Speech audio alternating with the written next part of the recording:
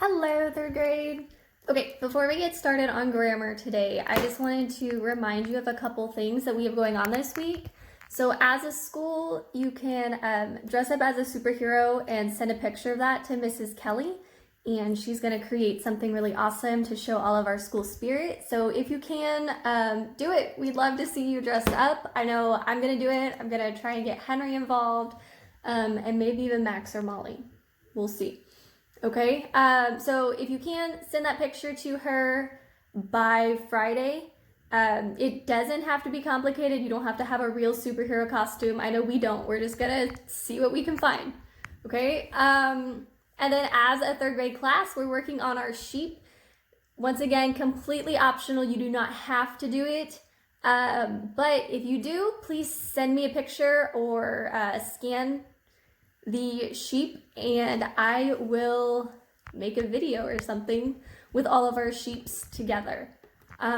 Once again, these are just things, they're completely optional. We're just trying to show that we miss you guys, we still love you, and we really wish that we were in class together instead of so far apart. So it's just a way for us to stay connected, and if you want to, awesome. If you don't, that's awesome too, okay? We all have different things going on and different time that we have to be able to work on these activities, okay? So one more thing is when you're working on your assignments, I know it's really easy to rush through, but I just want to remind you to take your time, spell things correctly, label things, whatever it is you need to be doing, just like you would do when we were in class, okay? We're still holding you guys to these high standards. Mrs. Kiefer and I are still grading just like we would if we were in class. So if there's a label, please label. In grammar, if you're spelling something, make sure you spell it correctly, okay? So today we are working for grammar. We're continuing pronouns and antecedents. Hopefully you are doing well with that and you understand it. Yes, you can use pronouns and you can use antecedents. However, it's not always the best idea to use pronouns depending on the sentence. So we're going to specifically be looking at making sentences clearer. And I'm going to give you some examples of when a sentence wouldn't be very clear and when it would. So sometimes you need to rearrange the sentence with the pronoun, that way you understand where the pronoun goes with which antecedent. And sometimes you need to completely rewrite the sentence. Sometimes you just need to eliminate the pronoun. So let's take a look at some examples. Okay, so here's my first example. Max gave Henry his ball. And I hope you guys like me using Henry and Max and Molly in my sentences because that's what I think of. They're with me all the time right now. So Max gave Henry his ball. Whose ball was it? Did Max give Henry Max's ball? Did Max give Henry Henry's ball? I'm not sure who the ball actually belonged to. So in this case, I rearranged my sentence. I said, Max gave his ball to Henry. So that tells me that it's Max's ball that he gave to Henry. So they're probably playing fetch. Okay, let's look at another example. Okay, so here's my second example. When Max and Henry run, he always wins. Who wins?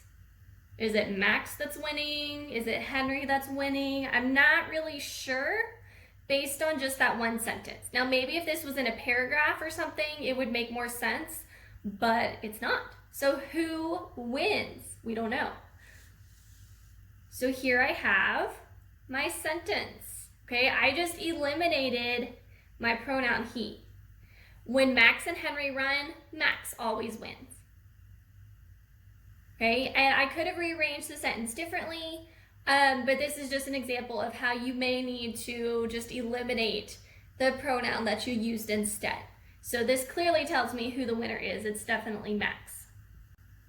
Okay, and then here is one of my last examples. Part of what you're going to be doing today is telling which sentence is clearer, okay? So he took the trash to the curb. Sam took the trash to the curb. Well, if I start with the top sentence, he took the trash to the curb, I have no idea who he is. This is the only sentence I have. I don't know who it's talking about. So in this context of it not being in a paragraph, the bottom sentence, Sam took the trash to the curb, is the clearest sentence. That's the one I would choose. Okay, that gives me the most information. That helps me understand the sentence the best. Okay guys, that's all for today. Hopefully those examples helped you a little bit and gave you a little bit more reinforcement on what we're working with today. Remember, on lesson 63, you only have to do the odd problems, unless your parents tell you to do all the problems, which is absolutely fine. Remember, the superhero, the sheep, those are all optional. It's just things for us to stay connected and have more fun with you guys. Okay, I hope you have a great day. Bye.